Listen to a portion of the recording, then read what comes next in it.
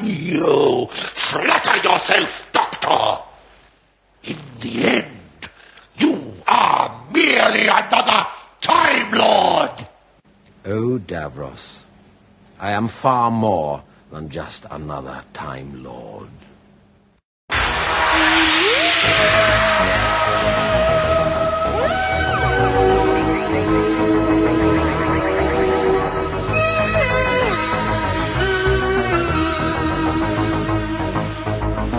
Have you never wondered where he came from? Who he is? Nobody knows who the Doctor is. Who is that little man? This is the Doctor, President-elect of the High Council of Time Lords, Keeper of the Legacy of Rassilon, Defender of the Laws of Time, Protector of Gallifrey. I'm not scared of anything. We all have a universe of our own terrors to face. I can't wait! Although I never got to see the early days, I know it's not as good as it used to be. What a ridiculous idea. We'll see.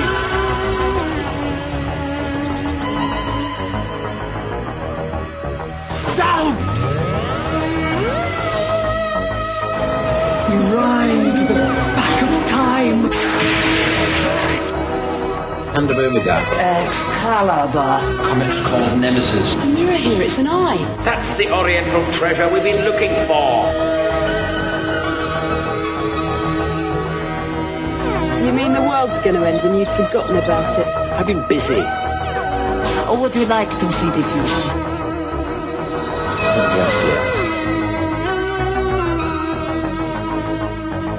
Whatever you've seen before, you ain't seen nothing. The Daleks shall sweep away Gallifrey!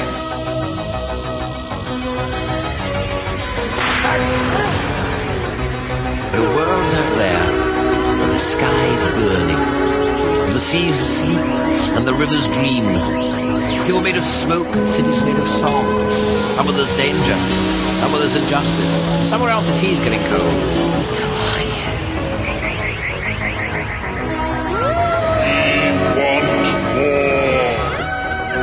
Of course.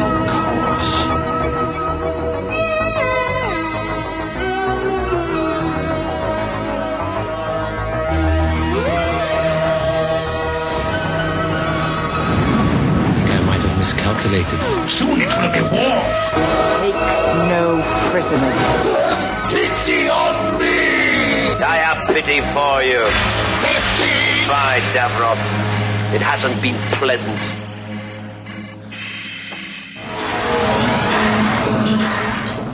Doctor, Yes?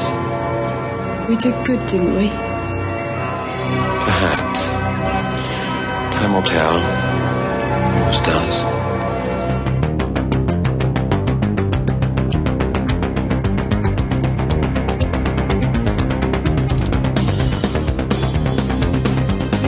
Good morning, everybody, and welcome to an all-new episode of the Chronic Rift Podcast here on Facebook Live. It's June 10th, 2018. It's your old pal, John S. Drew here, and we're back with another look at the Doctor Who television series in our continuing look at the various actors who've played the role of the Doctor. And this time around, it's lucky number 7 with Sylvester McCoy.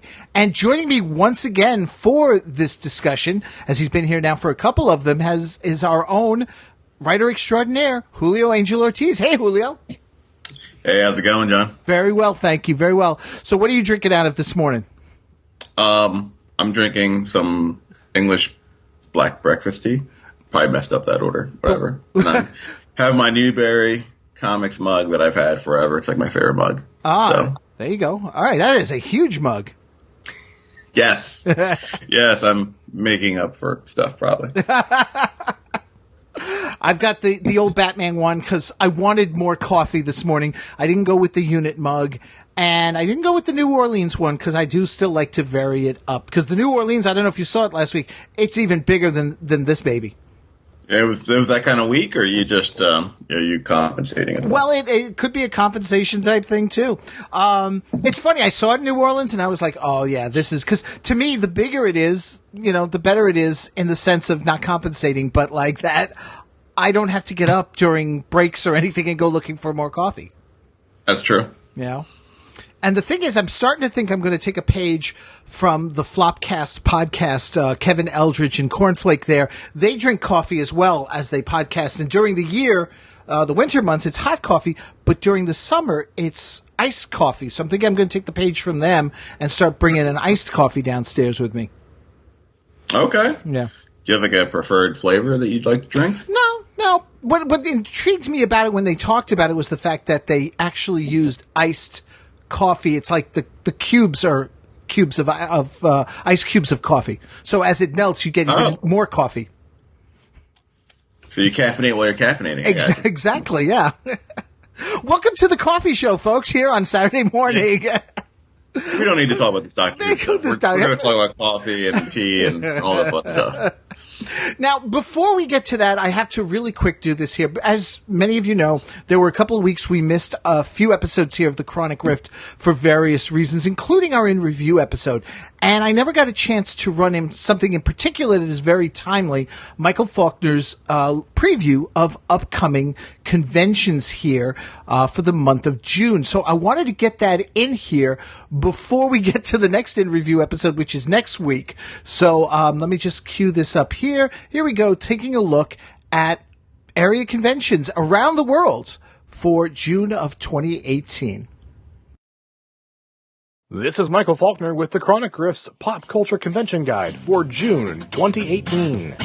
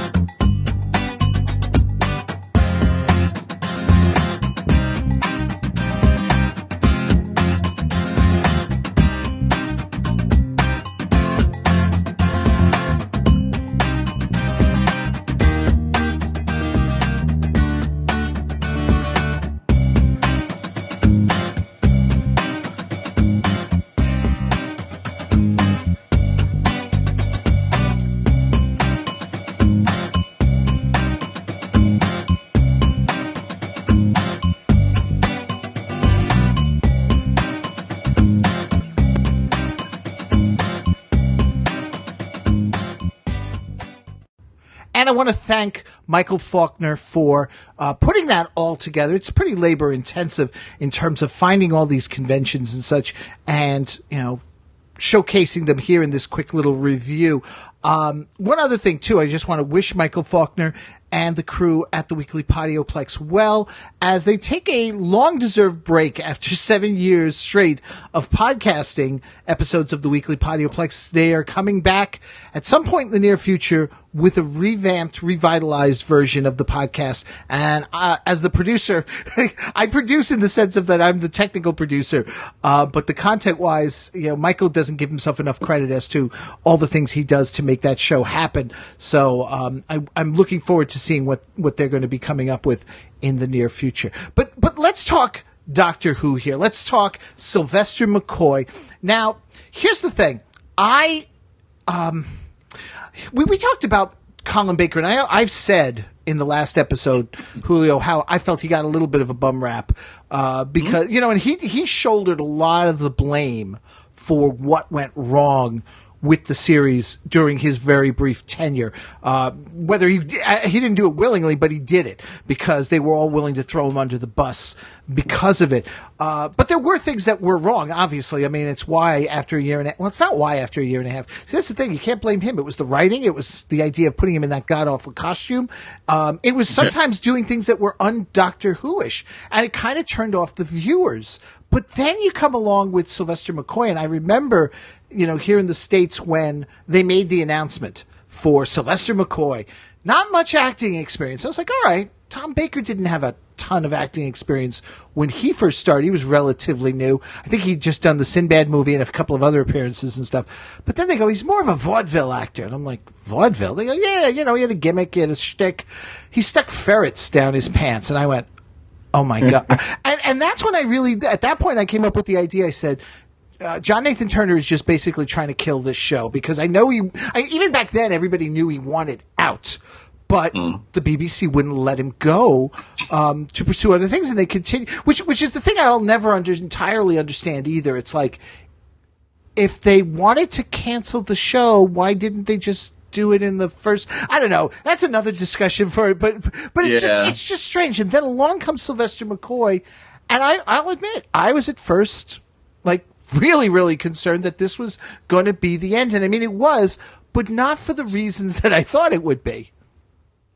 Yeah, I remember watching that first story, and the regeneration, back in the day was a shock because I wasn't clued into like fandom and anything like that. We didn't have the internet back then, but it was a shock. But then that time in the that story was awful. It was not great. You have McCoy, doing the pratfalls and and I'm sorry, I'm not a Mel fan, and nothing personal against her. I just don't like the character.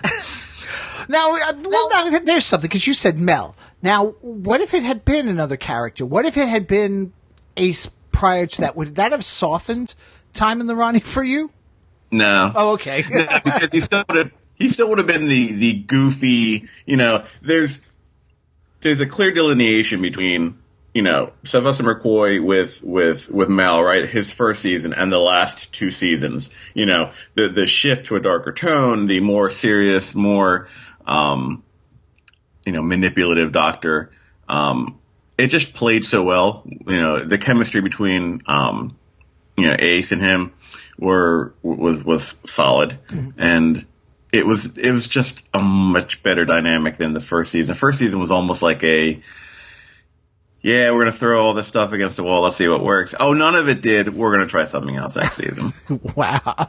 Now, see, I said it last time, and you were shocked when I said it on the Colin Baker episode, though.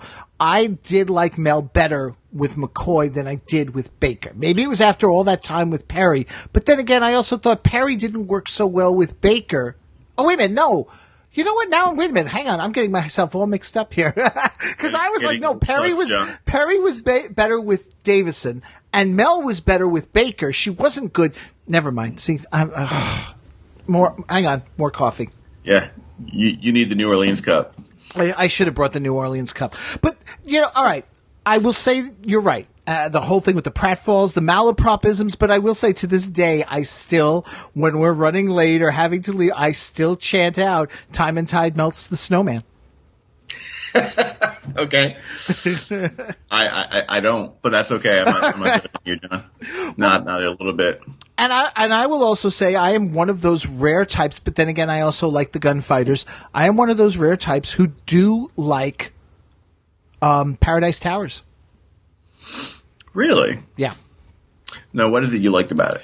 I actually liked the whole, and granted, it was weak, but I did like the whole world building of this community that had been forsaken and left behind and had developed its own style. And the thing is, it was funny, as I was getting ready for the show this morning, I don't know why, but for some reason it struck me just how much it kind of parallels the current political situation. I know, I'm crazy.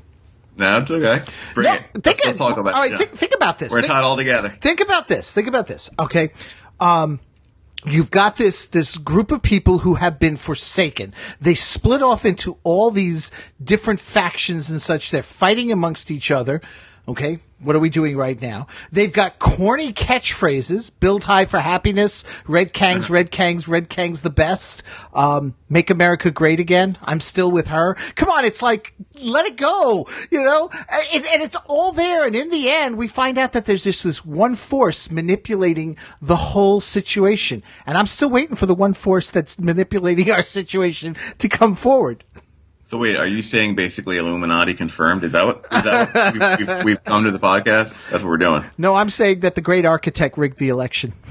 Oh, okay. It would make more sense than what's going on now. But regardless, you know what's funny? Actually, I liked more than I was thinking when I went back and rewatched it. Happiness Patrol. See, but Happiness Patrol, though, was second season of McCoy's, though, right? Oh, yeah. No, I'm just saying, like, okay, I'm sorry. No. I jumped ahead. Yeah, because I was going to ask you, was there anything in the first season that was likable to you? No. I mean, I watch it because I think McCoy grew on me. Mm-hmm. Him, you know, some of his mannerisms that we, you know, continued through the series, like kind of grew on me, but I just, the stories, you know, no. Yeah. Not the worst, but I just, and if you look at the whole series, but I was not a fan. Yeah. No, I as I say, Paradise Towers is the only one that, to me, I can go back and watch and get some enjoyment out of. Dragonfire is just painfully inept. The only redeeming grace is that it introduces Ace. Right. Yeah. Do you think that your enjoyment of Paradise Towers, if we didn't live in the current political climate that we did, it would have taken away something? No, because I enjoyed it from the very beginning. It was just so over the top. I mean, right down to, you know, the whole scene with the, what is it called? Waste disposal, the food disposal thing in the kitchen, and one of the women getting dragged down by a claw into the sink. I mean, we don't see it. All we know is that she's caught in the claw and it's pushing her towards the sink or pulling her towards the sink, and then we hear the screams as she disappears, but we don't see her disappearing. You know, you have to picture it all, you know, because it just wasn't going to work. The effects weren't there back then. I could imagine like a Russell T Davies version of it now. And you wonder, maybe that's what it is. It was so absurd. Like, I'm also one of those ones who actually likes World War III. Wasn't that the one with the introduction of the Slidine? I like that. Yeah. Nah, dude. and you know, dude, I can't with the Slidine. It's okay. We're going to sidestep right to the Slidine real quick. I actually like the idea of monsters that look kind of innocent and baby-like, the conflict visually with how they look compared to what they are. Right. But the childish fart jokes was just took me out of it.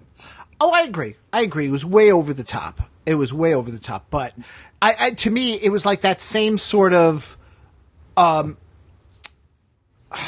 I say, almost like farcical. I mean, it was just, I don't know if that's even but like to me, those two lined up there, in terms of the types of stories. And that just appeals to me. I wouldn't want it on a regular basis, especially for Doctor Who, but I thought it worked there, Okay. Yeah.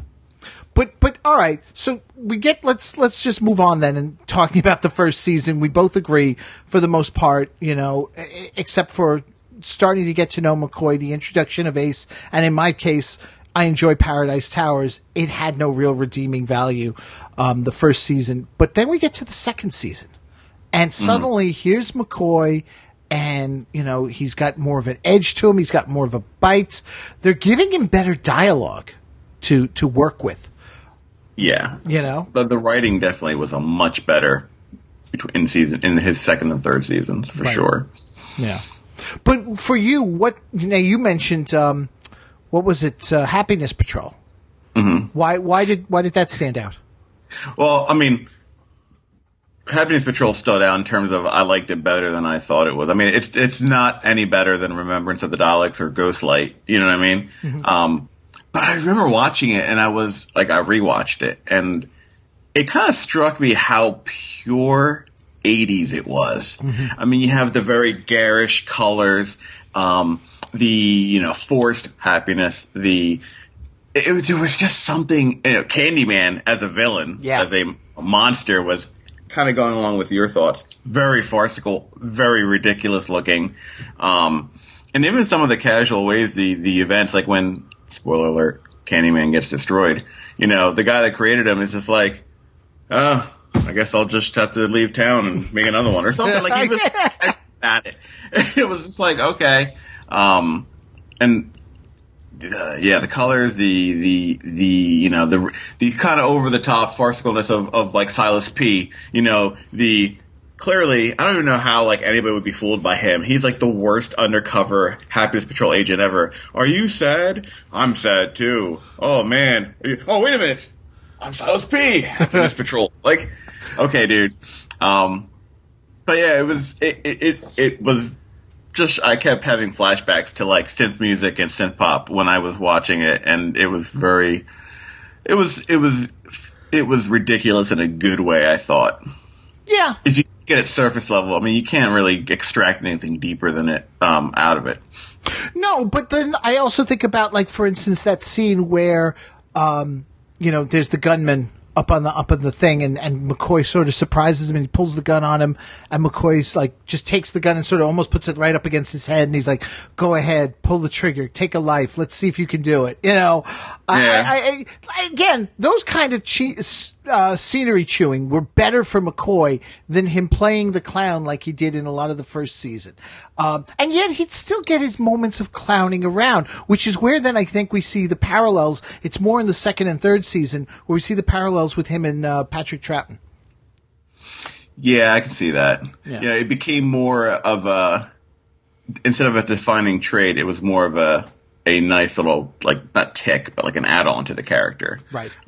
You saw with some of the stupid puns he made. Stupid, not criticizing, just, when he was, dealing with, again, the Candyman and all the way he stopped him by, actually that was pretty, when he stopped Candyman by, I think, was it using lemonade? He sprayed lemonade at his feet and it, and I was sitting there watching, I'm like, huh, okay. That's actually pretty inventive. Right. I like that. So, there were moments.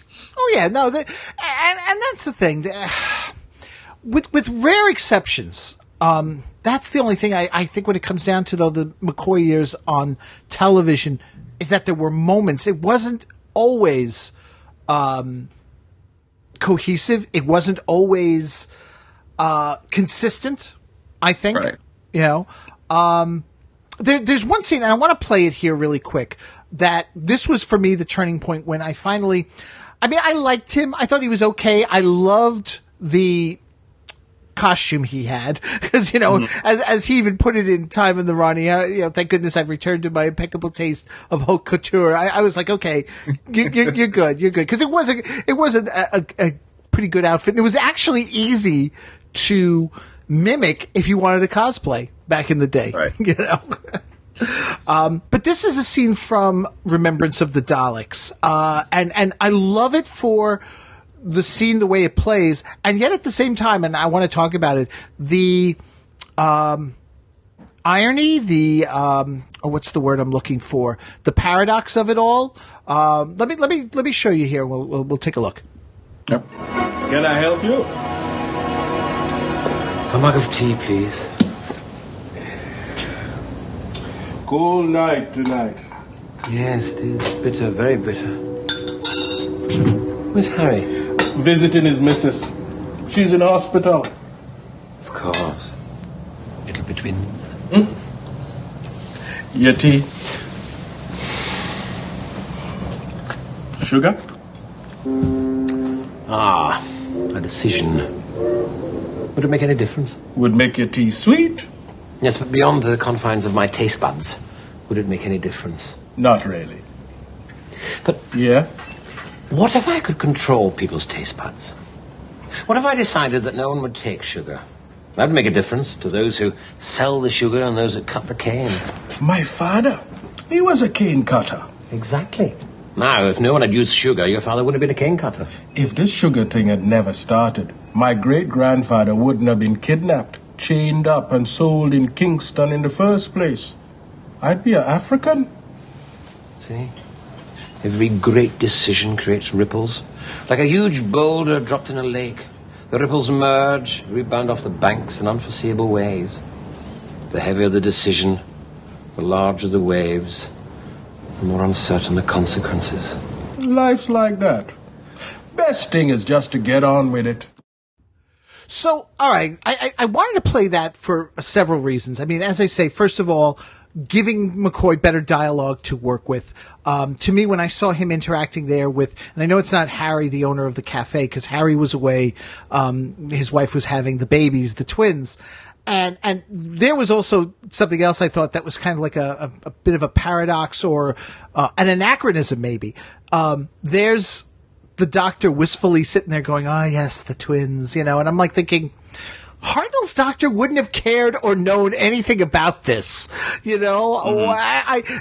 The thing is, there was something about doing that scene that it worked to give us a better idea of McCoy's character, but at the same time, it's sort of like almost in a way retconned things that happen. Because to me, I could just imagine the doctor going in, maybe getting a newspaper and a cup of tea, and just basically, leave me alone. Yeah.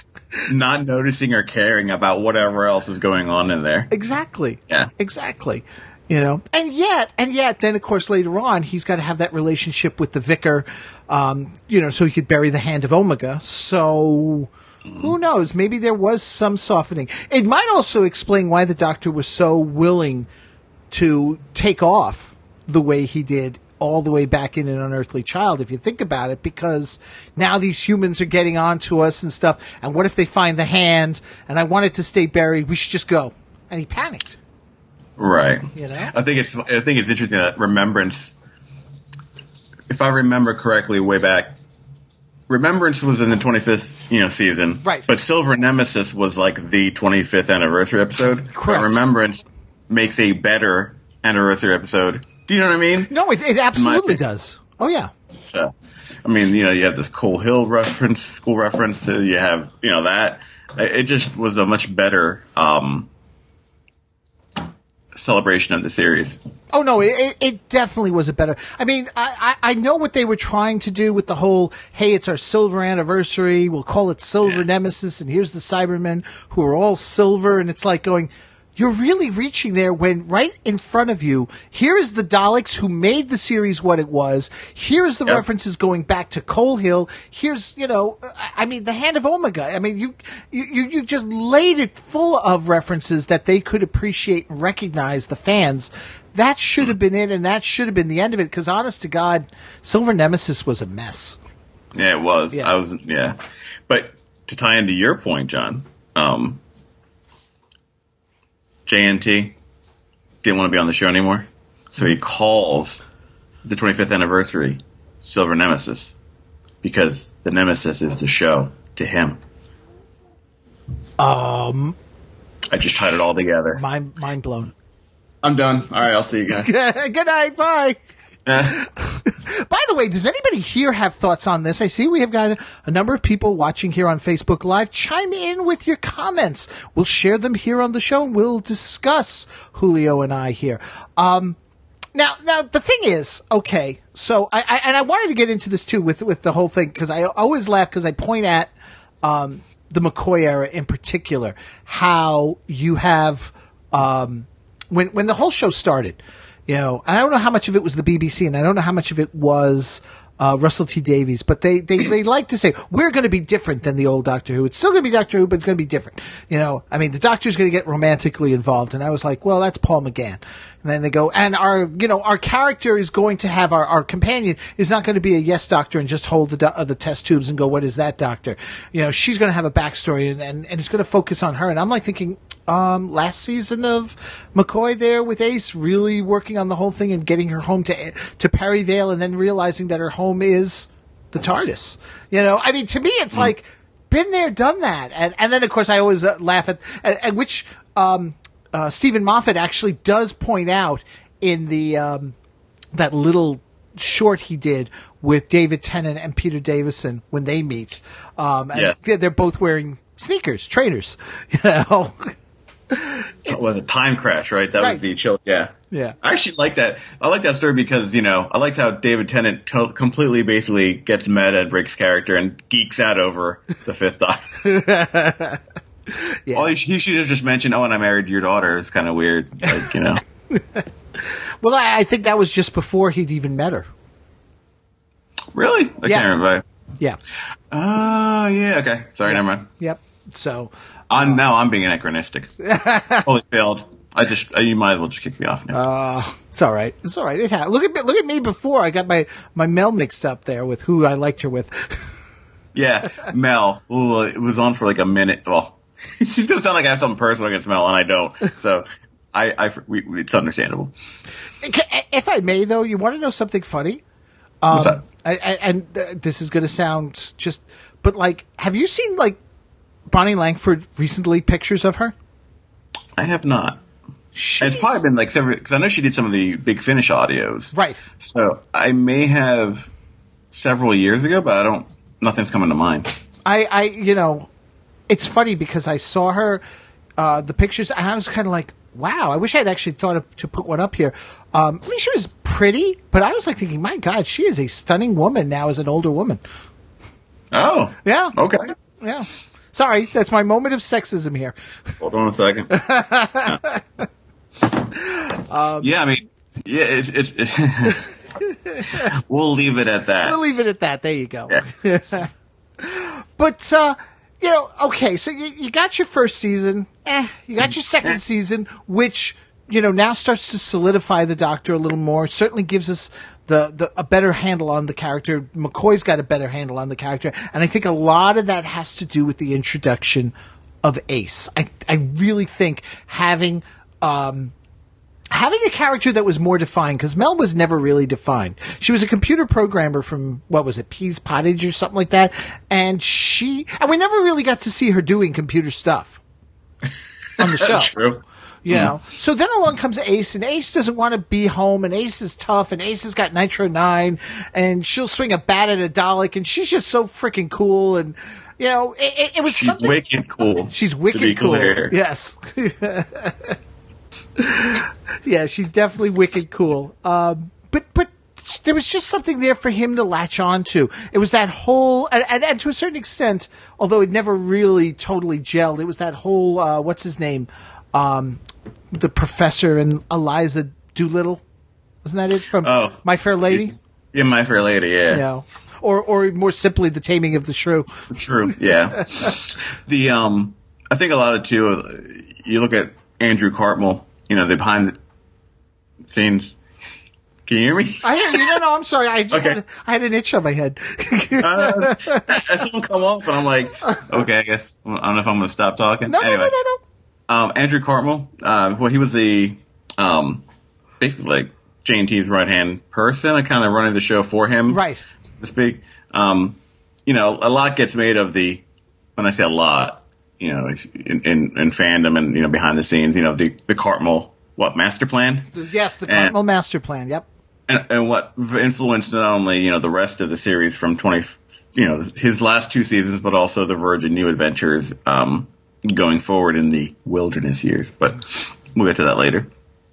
So, okay, now we get through the first, second season, and then we come to the final season, the third one, in which now he's got the dark jacket on. It's almost like, it's almost symbolic. It's like I'm getting darker and darker and more manipulative.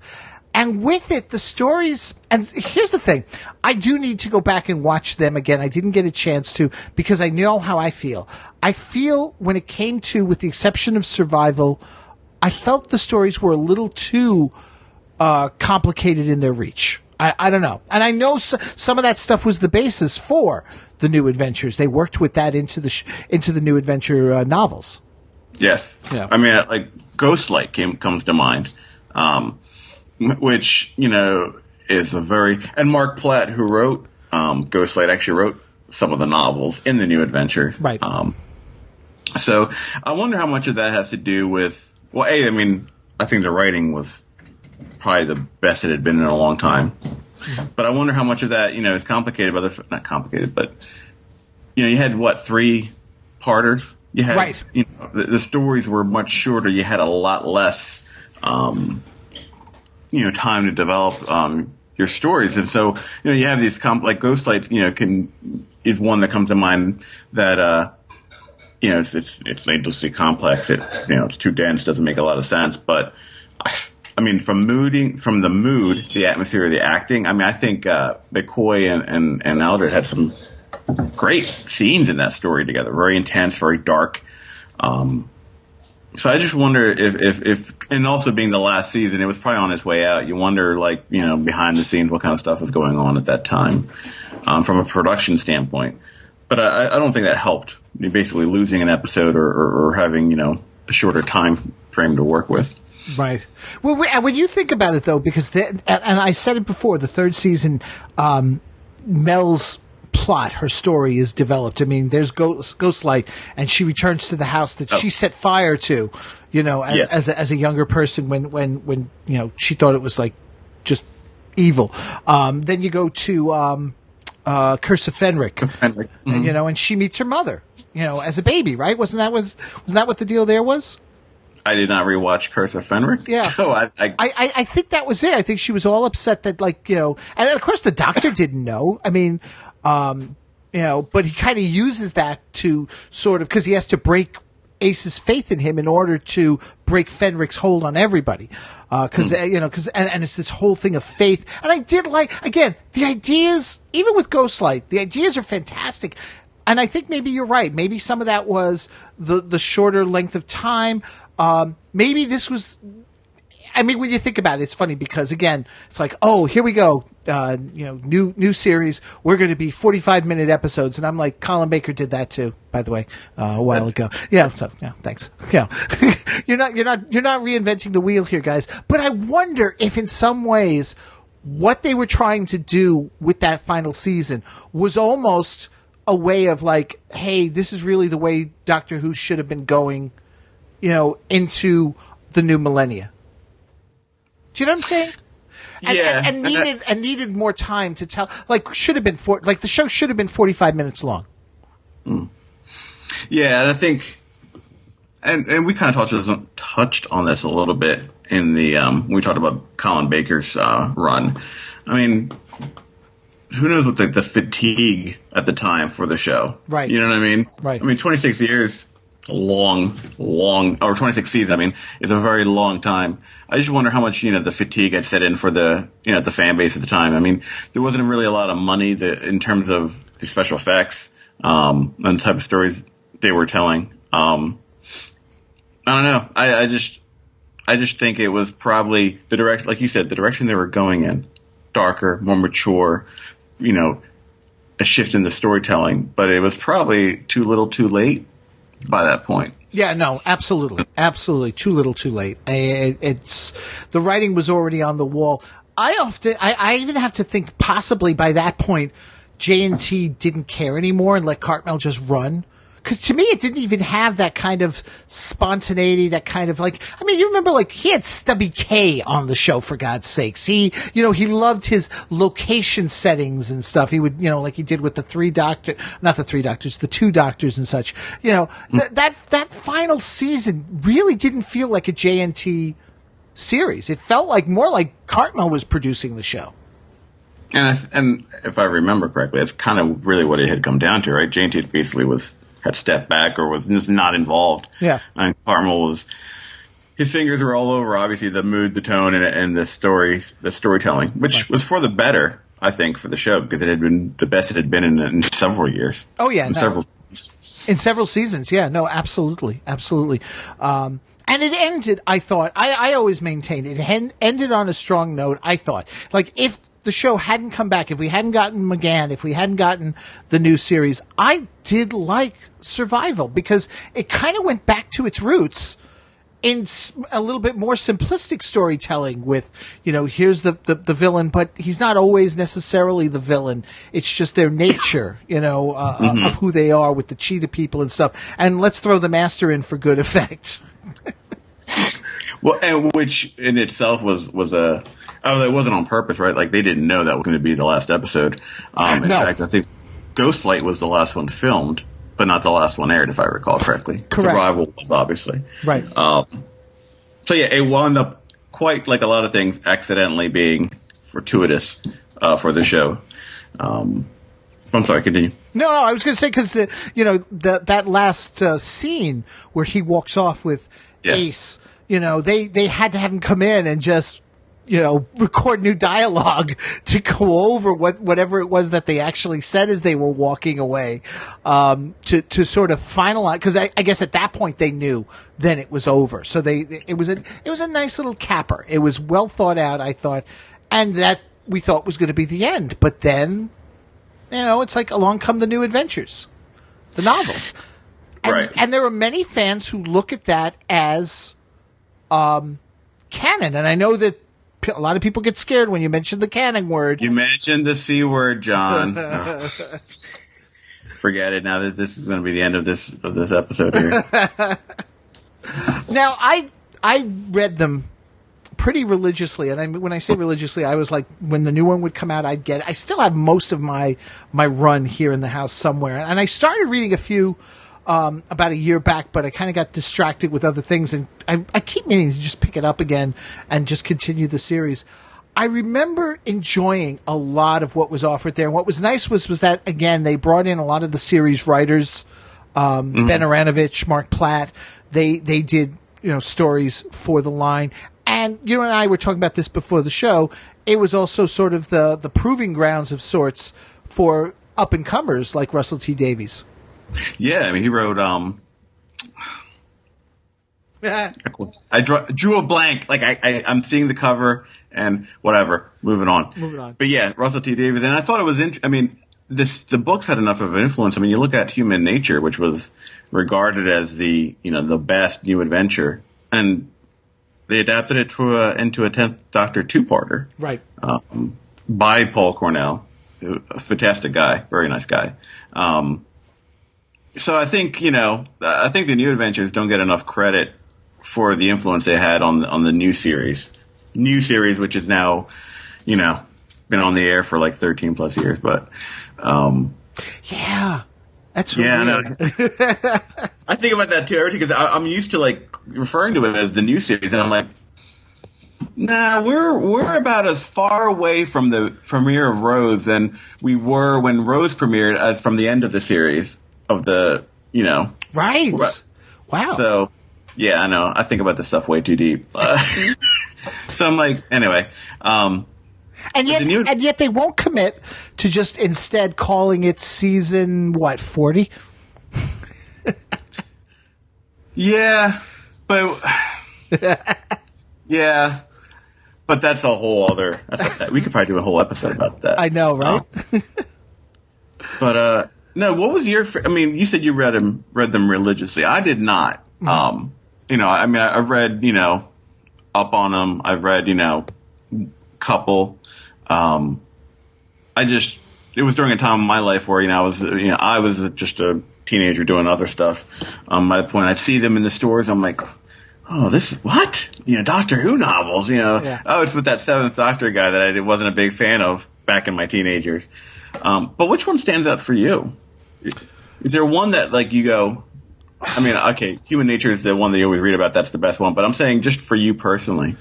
There's a Ben Aronovich novel. I always liked Ben Aronovich. I love Remembrance of the Daleks. I'm not as fond of, but I still really did enjoy. Now I'm blanking on the name of it. Battlefield. Battlefield. Yeah. Mm-hmm. It had a little too much going on for it. In my the budget didn't serve the story. Right. But that was I really liked Battlefield too. Yeah, no, but it's really good. And I can't remember the time. Now I can see the cover again, just like you said. But it dealt with, and in some ways, I wonder if it some ways influenced the 10th Doctor episode with the Makra and the cars and stuff. But instead of floating cars, it was just this underground subway, and people using it to get around and such, and the dangers. Transit. Thank you. Okay. Duh. There you go. Transit. No, I'm actually surprised that that's the one that, if I remember correctly, wasn't it the one that was so late that, he handed in the script really late? Not the script, the manuscript. Right. And they basically went very little editing. It went right to getting published, and it was kind of, I don't want to say bashed, but I guess it was controversial in some of the content and some of the lack of polish that it had. Yeah, I know, but I still see. I'm the kind of person, like, I'm a huge fan of Frankenstein, the novel, but I am the first to admit that, my God, that book needed an editor. Seriously, it's a great story. It is horrible it's painful to read. So, I can see that with Transit. Yes, it should have had more time. They just should have, for whatever reason. But again, I guess because they wanted to keep up with the production, they had their continuity, they had their story. And that's the other thing too, when you think about it, with the New Adventures.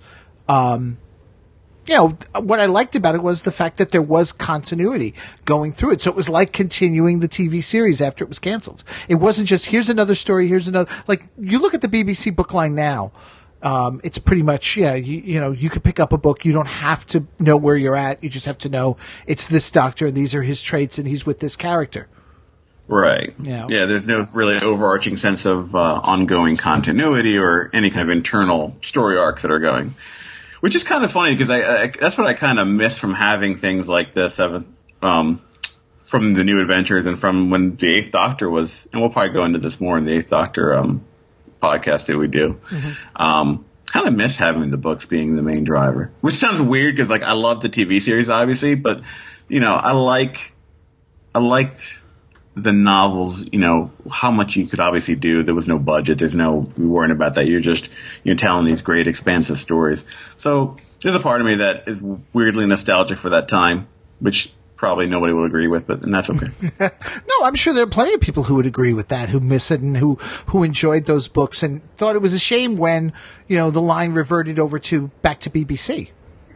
Yeah. Dude, that's those first few books were rough. No, the first few with the time worm, those were rough. Yeah. No. Oh, no, I'm sorry. I meant when you said reverting to BBC. Oh, I thought you meant, because I'll be honest with you, the time worm story thing didn't work for me very well, but I knew what they were trying to do there, and I get it, Maybe that's why I stopped, because I only got a few books in, and I was like, I got other things I got to do. I don't know. I need to pick it up. But I want to touch on also, because we're starting to run out of time here, and I want to touch on the movie, because McCoy does play a role in it, and he even now, to this day, says it might have been a good idea if he hadn't been included in the film. I know, I hadn't heard that. It's interesting. He basically just felt that, it would have been better, maybe Paul McGann would have had a better chance if he had just stood on his own and walked, kind of like what happened with Eccleston. I mean, remember, we didn't get a Right. regeneration with Eccleston. It was like, I walk in, hello, I'm the Doctor. Everybody accept me. Maybe that's what they should have done with McGann, but there was that feeling that the fandom wouldn't have been happy if they didn't get the regeneration, because remember how lame it was with Baker to McCoy. Right. I think, and again, we'll probably touch on this more in the Eighth Doctor podcast, but as a fan, you appreciate the not lavish, but the attention to continuity and the little details, but it winds up taking a lot of time away from McGann. But I think it speaks to McGann as an actor. I mean, I love him. Yeah, I think he's fantastic. That the time he did put in his limited time on screen was very, very well. Well, his was very, very well, but McCoy's was, I mean, I think he had what? Timing malfunction. Oh no. I think he had all of maybe 3 or 4 lines altogether. I could chant them. I mean, cause it was just, and again, to bring it in for a new audience, they're probably going, who the hell's this guy? Who's this old looking dude with the weird hair and Yeah. But if you get but what's great about McCoy is that when he's on the operating table and she's about to put him under and he grabs her hand and he starts like asking her, like telling her not to basically give the anesthesia, there's that intensity. Like he does, it's probably the best scene he has in that movie, which of very little time that he has. Yeah. But you see some of a flash of what you liked about McCoy in that moment. Yeah, and you also get that flash of his darkness too, because in the whole scene with the interior of the TARDIS, which by the way, I was so happy that he got a chance to play with the console. Yeah, well, that interior was actually probably one of my favorite designs. Like I really liked what they did with it. Yeah, no, I agree. I absolutely agree. But I don't know.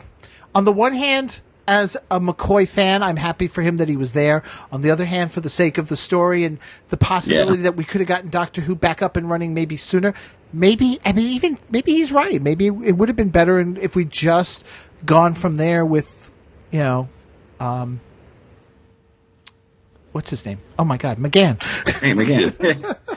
I'm actually, it was the McGann movie, which is very flawed, and McGann's the best part of it. Being a co-production between American and British studio. Right, yeah, Universal.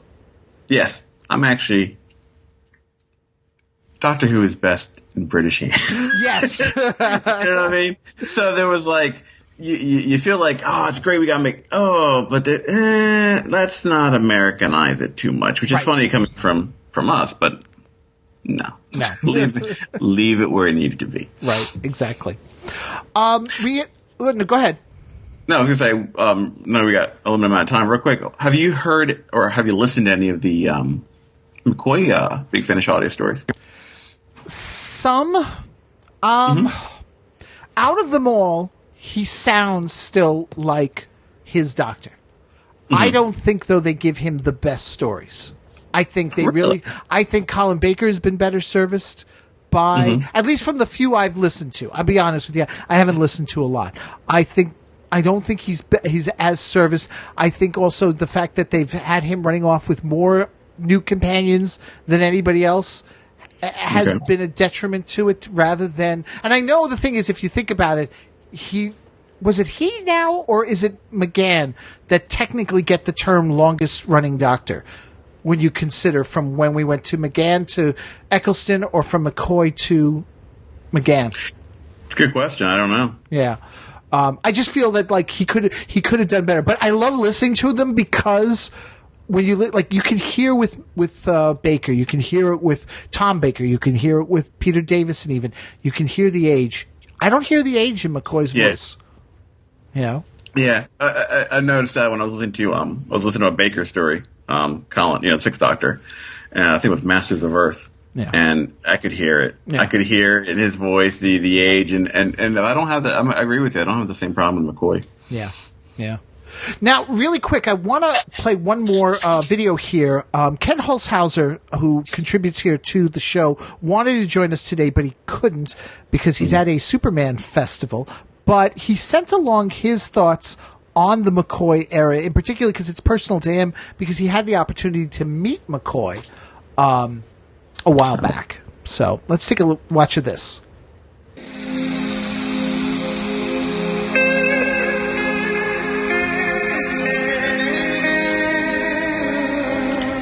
The Sylvester McCoy era is very important to me, I have to say, and largely it's because I got to meet Sylvester McCoy back when I was a younger person. It was July 9th, 1987, in Champaign, Illinois, at a convention for Time Travelers Anonymous. Their special guest was Sylvester McCoy, who had just finished filming Delta and the Bannermen and was on his way to shoot Dragonfire. It was pretty exciting. None of us in the crowd really knew who he was. We had just seen that he was announced as the new Doctor Who. He got up on stage and spoke to everybody. He took questions from children, asking where K9 had gone to. He very famously took a question from somebody in the audience asking what it was like to first step on the planet Peladon. But he took everything with good-natured amusement and mostly just a lot of curiosity. After the show, I was preparing to go back to my car when I saw him all alone walking back towards his hotel, and I thought, it was my birthday and I was going to be bold, so I went over to him and I spoke to him. In fact, the two of us went for a walk all over downtown Champaign, and we talked about all sorts of things. We talked about regional accents. We talked about his time as a bouncer for the Rolling Stones. He told me a lot of very naughty stories about going drinking with his good friend Bob Hoskins. He was just a delightful person, and we parted company as he was heading for his hotel, and I felt like I had a once-in-a-lifetime experience. I got a signed picture from him, which was the very first time I had ever seen his Doctor Who costume, again, to let you know how long ago this was. About a year later, our PBS station ran Time and the Ronnie Part 1, and I was very excited because it was all there.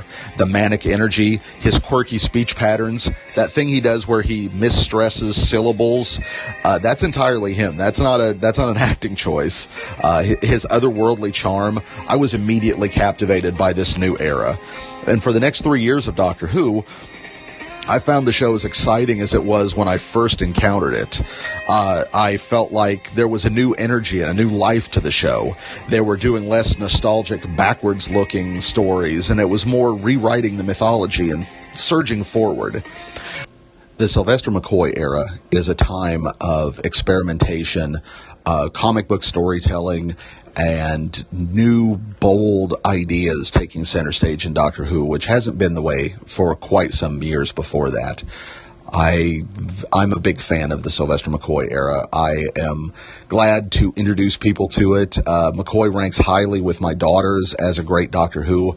The visual of the little man against the giant monsters, I think, is always an unbeatable visual for Doctor Who. But more than that, I find his Doctor just approachable and fun. And in the end, I found Mr. McCoy approachable and fun as well. So raise a glass to the seventh Doctor. A personal favorite, maybe not everybody's taste, but a bold and interesting time in Doctor Who. Thank you from an old fan who was excited to meet his hero. So I would say very touching tribute there to McCoy. It's funny. I saw McCoy at a convention once, but I never got a chance to go up and talk to him myself. He was at Dragon Con. Very funny fellow. He was actually doing Match Game. He played on he did a Match Game thing with Gil Gerard as the host. Now, in terms of that, as we start to wrap up the show here, give me some final thoughts on the McCoy era here in terms of your perspective. The rich amount of Doctor Who content that we have today, if it weren't for how that era ended and the passion of the fans and the professionals that wanted to keep it alive, if that makes sense. So I think McCoy himself, developed into the darker Doctor that was, I think, an improvement over what we saw earlier. I think it was influential, and I think probably doesn't get the credit he deserves. It's not a Doctor that I really appreciated back then, but as I got older and saw his stories and read the other works, really made me appreciate his character more.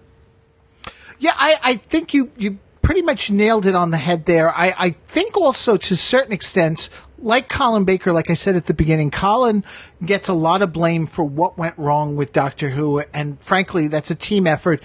If there's anything that people don't like about the McCoy era, it's because, you know, the way the writing was in that first season, or maybe the fact that they overreached themselves in the third season. Right. You know, that's McCoy came in, he was told, here's your part, and a lot of times when these actors come in, the advice that the previous actors always tell them is, be yourself. Just, you know, do your thing. The words itself will bring out the rest. So if you don't give them good dialogue, if you don't give them good stories, you know, there's only so much they can do. But if you ever, like I said, when I met McCoy, well, I didn't meet him, but when I saw him in person at Dragon Con a few years back, you know, he's every much as eccentric as his character on the show. And, you know, and so many of the things that he does, I mean, right down to the hats. I mean, that was him. He walked in with a hat one day and they were like, keep that. We're going to include that with your character, you know? So it was like, okay. And he still wears those hats to this day. Oh, okay. Yeah.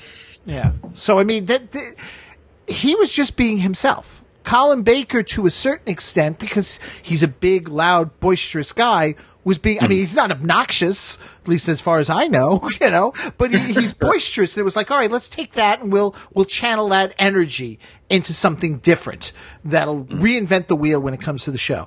You know, he did what he was told. So to me, I know I'm coming back to what we said at the end of the last episode, but I think it's the same thing with McCoy. If you've got issues with the McCoy era, look to those who produced the show. Don't look to McCoy. McCoy came in, and frankly, his dynamic with Sophie Aldred is fantastic. And it was a great ride for the 2 years they were together.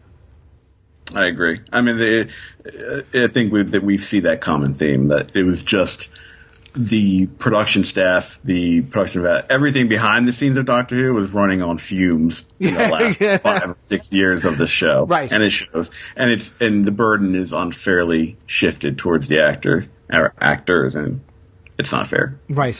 Right. Now, Julio, as we start to wrap up the show here, we're going to be doing Paul McGann in a month's time, and I know you're coming back for that. But how can people get a hold of you? So if they want to continue to comment on Sylvester McCoy or feed you some ideas for the McGann episode, how do they go about doing that? They can find me on Twitter at JAO Writer. You can also find me on jaowriter.com, and I just launched a new media site with an ongoing free serial at voxtheory.net, which is going to include a project by you and I in the near future, John. That's right, yeah. We're getting it together now here, and it's taking a look at a cult television show, but I won't say which one it is just yet. We'll reveal that here on the podcast as soon as we're ready to launch, right? Yeah. Yes. They could find out if they wanted to, if they search some darker corners of the web, but we'll keep it a secret for now. For now, yeah, there you go. Well, Julio, once again, thank you very much for being here. Thank you for having me. And folks, that's going to do it for this episode here of the Chronic Rift. Tune in this week. We're going to have some episodes of the Batcave podcast in the feed, the Shazam ISIS podcast, and also stay tuned for this Friday. We had a little technical snafu with the Wi-Fi again last Friday, so we couldn't get to our episode on Operation Firefly, but that will be happening this Friday with Jim Arrowwood and the return of Jerry Lang to the podcast. That starts at 9:30 on the OSI Files page, but I'll also put a link to it here in the Chronic Rift page here on Facebook. So until next time, thank you so much for listening. Once again, Julio, everyone, take care. Thanks. Have a good one.